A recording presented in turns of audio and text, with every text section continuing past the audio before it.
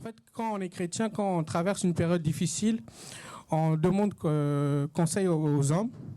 So when you're a Christian, when you go through tough situation, you may ask questions to someone. Surtout les jeunes, en fait, on demande conseil à nos amis. So even young people, we ask advices from our friends. Mais on oublie, en fait, de prier et de demander conseil dans l'Assemblée de Dieu. We always forget to ask God help. Quand on traverse une période difficile, dans la Bible, c'est marqué, en fait, il faut s'isoler, il faut prendre la parole et dire et demander, je traverse une période difficile, Seigneur, qu'est-ce que je dois faire? When you go through tough times, in the Bible it says you need to go in your room and read the Bible and pray and ask God help. Est-ce que tous les jeunes ici font ça quand vous traversez un moment difficile?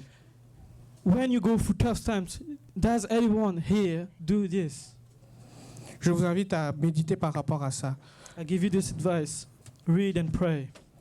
Est-ce que quand je traverse un moment difficile, est-ce que je demande conseil à Dieu ou je demande conseil aux hommes? When I go through tough times, do I seek help from God or from humans? Des fois, quand les hommes nous donnent conseil, des fois, il peut être bon. When humans give you advice, sometimes it may be good. Et des fois, ils peuvent être mauvais aussi. Sometimes it may be bad. Mais quand Dieu nous donne le conseil, When God gives you an advice, à 100%, on peut être sûr que c'est bon. you can trust this fully. Et à 100%, on peut être sûr qu'on peut traverser ce passage et surmonter cette épreuve-là. When you ask God, you know you will go through these tough times. Et quand on demande conseil aux hommes, When you ask advice from humans, des fois, ils peuvent donner des conseils que eux-mêmes ne l'appliquent pas. sometimes they may give advice that even them don't apply in their lives. Mais Dieu n'est pas comme ça. God is not like that. Quand quelque chose il nous dit de faire, lui-même il a déjà fait. If God tells you to do something, He's already done it. Donc, vaut mieux s'appuyer sur la sagesse et la puissance de Dieu que sur la sagesse et la puissance des hommes et de ce monde-là. I'm telling you, it's better to trust God than to trust humans. Donc, on va lire aussi comment avoir la sagesse et la puissance de Dieu. So we're also going to read to how to have wisdom from God. On va lire Romains chapitre 10, verset 17. We're going to read Romans 10:17.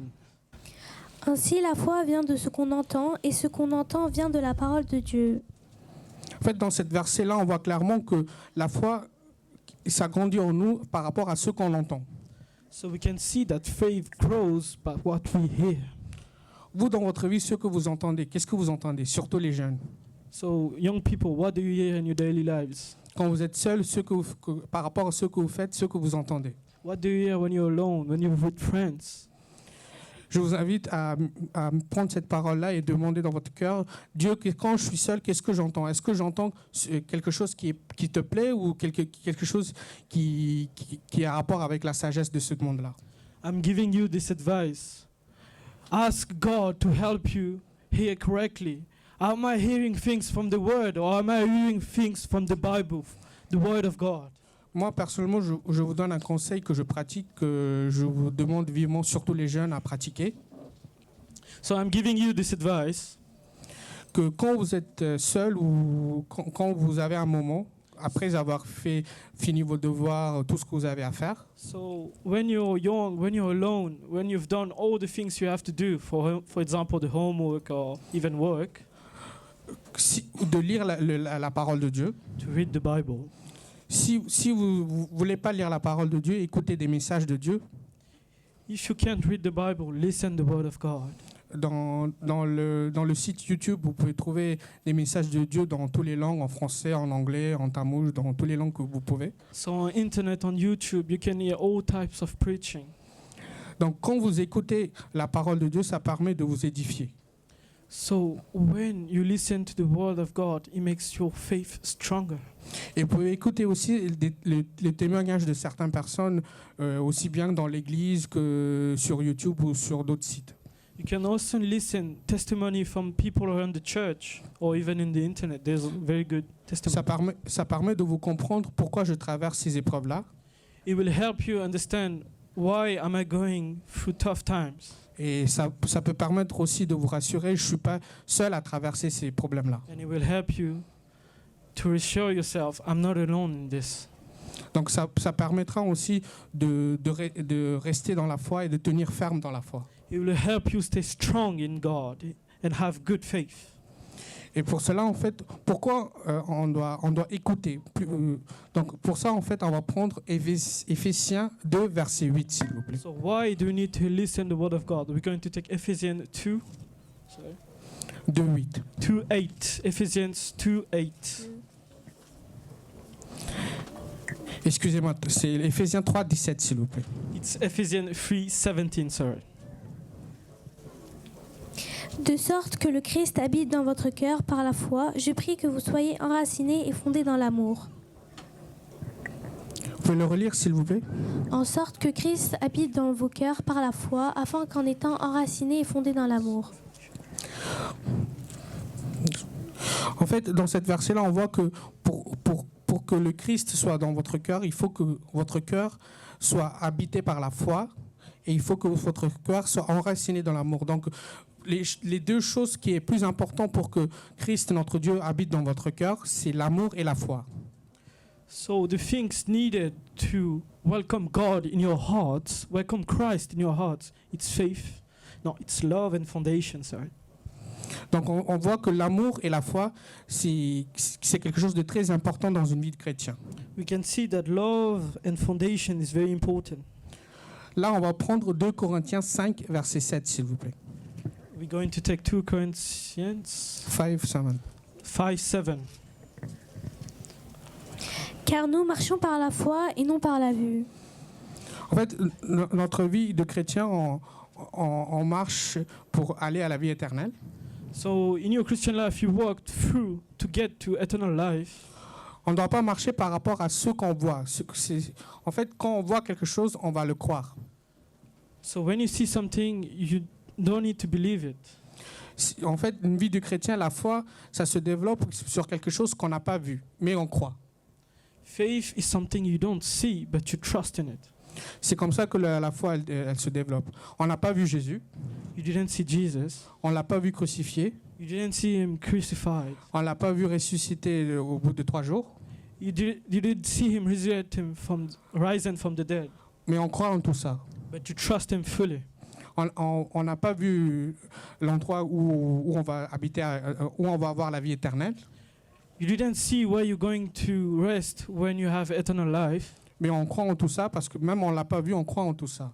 Even if you didn't see it, you trust it, you have faith in it. C'est ce qu'on appelle la foi.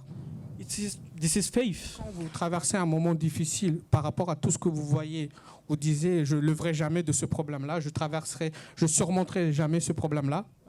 When you're a Christian, you may sometimes feel tough situation. You say to yourself, I can never do this. I can never go through this.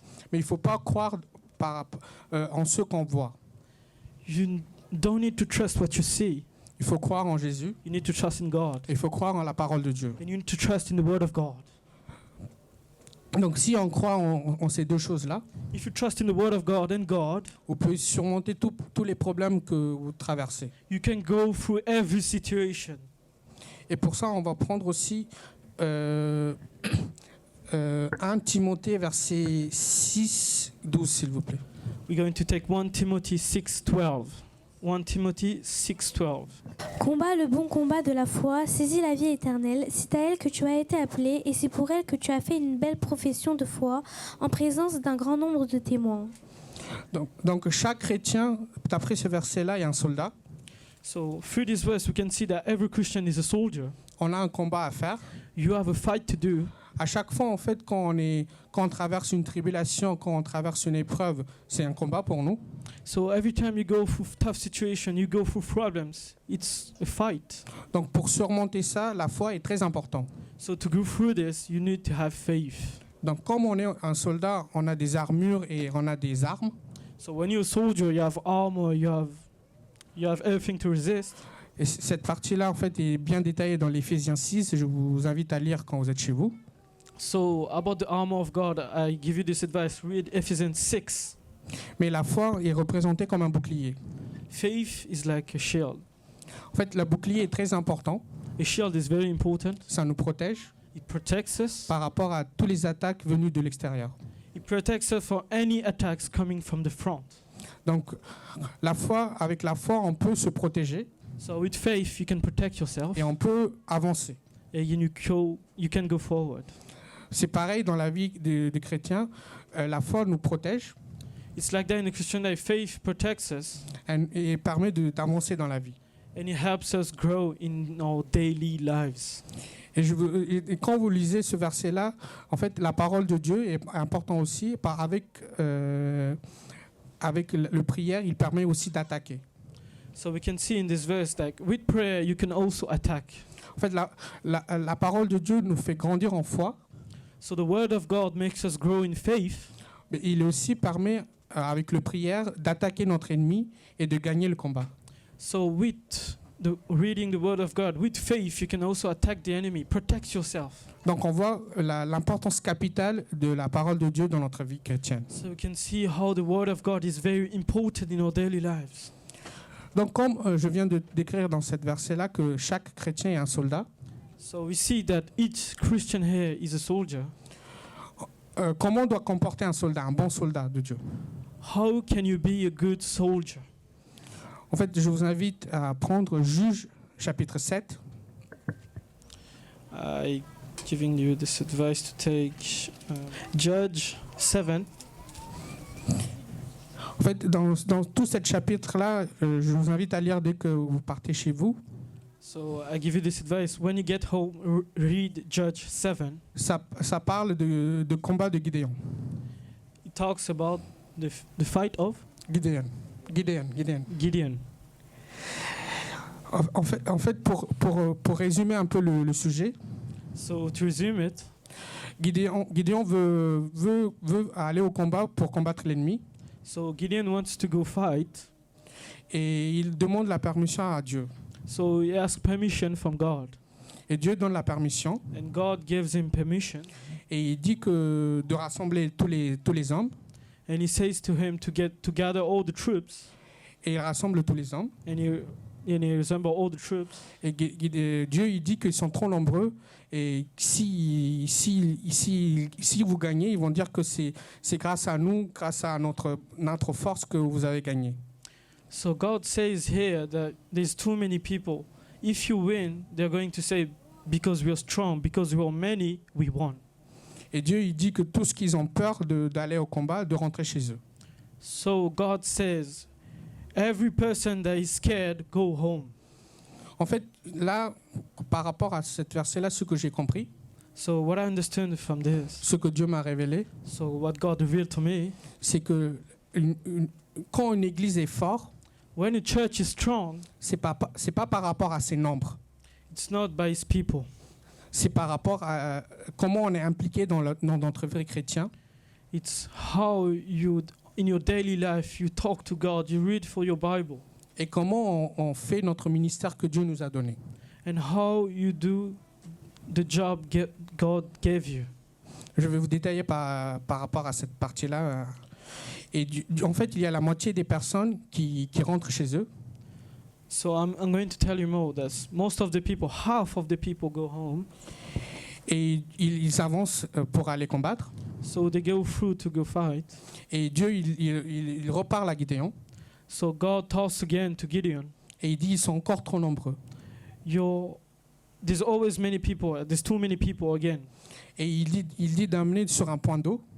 So he says to get to water. Et il dit que par rapport à comment ils vont comporter, je vais séparer en deux groupes.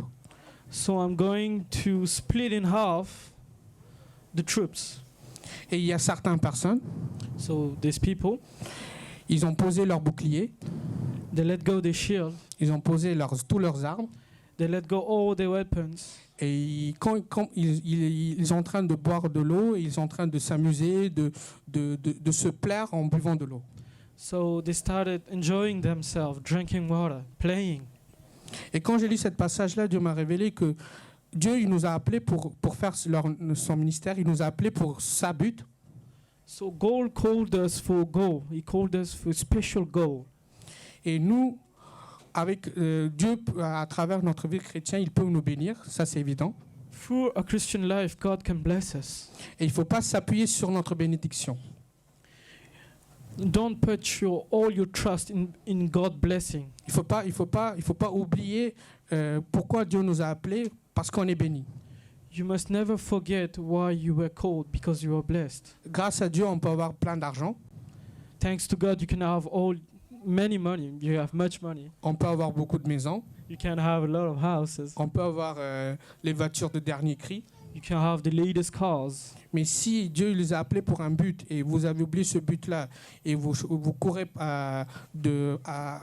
derrière l'argent, But if God told you to do something and you're running to money, vous serez délaissés. He will leave you. Comme ici, Dieu il les a délaissés. So we can see that God, the people that were enjoying themselves, God left them. Il a pris seulement les personnes Gideon only take the people qui n'ont pas délaissé leurs armes et leurs armures. that stayed with their weapons and armor. Ils ont bu de l'eau They drank water en buvant comme les chiens ils boivent, en les léchant. So they drank water like dogs, like licking. Donc ces personnes-là, ils n'ont pas oublié pourquoi ils étaient appelés. So these people didn't forget why God called them. Ils étaient que 300. There were only 300. Et c'est avec ces 300 personnes-là, Dieu a combattu les païens et il les a délivrés. So with these 300 people, he fought. They done their fight and they won. Donc pour Dieu, la quantité, c'est pas une importance. For God, how many people there is, it's not important for him. Avec 2 personnes-là, il peut faire des miracles.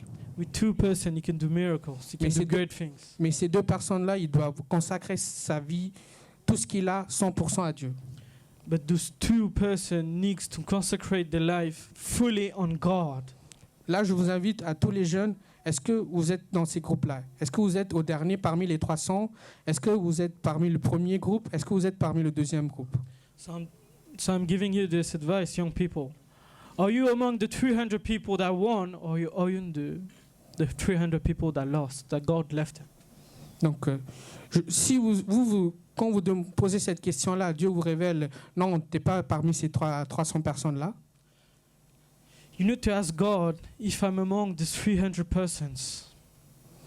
Je vous invite à prier, à demander pardon et à revenir vers Dieu. I invite you to ask forgiveness and come back to God. Et on va lire le dernier verset avant de clore ce message. So we're going to read the last verse On before va le prendre. finishing it. 1 Timothée chapitre 5 verset 8. So we're going to take 1 Timothy 5:8. Si quelqu'un n'a pas soin de ses siens, et principalement de ceux de sa famille, il a renié la foi et il est pire qu'un infidèle. Est-ce que vous pouvez le relire s'il vous plaît? Si quelqu'un n'a pas soin des siens, et principalement de ceux de sa famille, il a renié la foi et il est pire qu'un infidèle. Est-ce que vous prenez soin de vos siens? Do you take care of your relatives, of your family? Est-ce que vous respectez vos parents? Do you respect your parents? Je vous invite à relire ce passage-là. Read it again. Si quelqu'un n'a pas soin des siens, et principalement de ceux de sa famille, il a renié la foi et il est pire qu'un infidèle. En fait, chaque jeune ici, ils ont leur vie dans leurs mains. Ils disent, je suis libre, je peux faire ce que je veux. Mais si vous ne prenez pas soin de votre famille et si vous ne prenez pas soin de vos proches, si vous pensez que à vous, You can say you're free, you can do whatever you want, but if you do not take care of your family, of your relatives, dans cette verset-là, c'est qui est écrit à la fin, in this verse we can see, Il a renié la foi et il est pire qu'un infidèle. donc c'est pas moi qui dis, c'est la Bible qui dit. so the Bible says he has denied the faith and is worse than an unbeliever. Il dit que vous n'avez pas foi en Dieu. He says that you don't have faith in God, Et ce qui est encore plus pire, and what is worse is c'est que vous êtes pire qu'un non-croyant. you're worse than an unbeliever.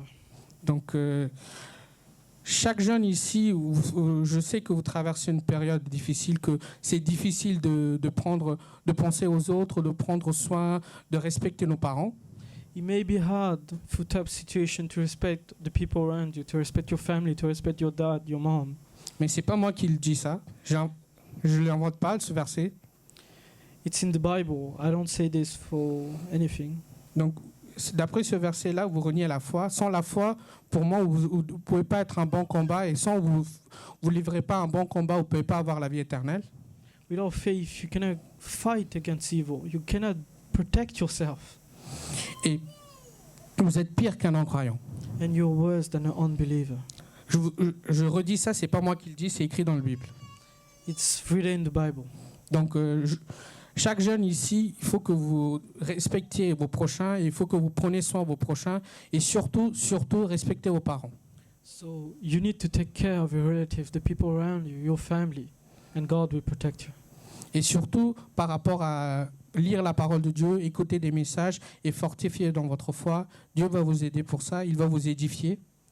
So to get stronger in faith, you need to read the Bible, listen to preaching. So God will help you for that. Et il va vous amener à faire des bons combats et à être toujours victorieux. He's going to make you victorious. On va se lever, on va prier par rapport à ce message-là. We're going to pray. Seigneur, nous te remercions par rapport à ce parole, Seigneur. Lord, I thank you for this word you've given us. Seigneur, depuis le début jusqu'à la fin, tu étais là, présent à côté de nous. Nous te remercions, Seigneur. From the start to the end, you were there next to us. And I thank you for that. Tu as pris le personne qui a donné le message, Seigneur. Tu as parlé à travers lui, Seigneur. Nous te remercions pour ça, Seigneur. You talked through us, God, and I thank you for that. Que ce message-là soit gravé dans mon mémoire, Seigneur. Que ça soit gravé dans mon cœur, Seigneur. I pray that this preaching is great unto my own health and I walk by it. Que chaque jeune présent ici, Seigneur, qu'il consacre sa vie par rapport à cette parole, Seigneur. Each person here needs to read the Bible and practice those laws. Qu'il fortifie dans la foi et qu'il livre un bon combat et qu'il soit toujours victorieux, Seigneur. They need to be stronger and be victorious in your name, God. Au nom de Jésus-Christ. In the name of Jesus. Amen. Amen.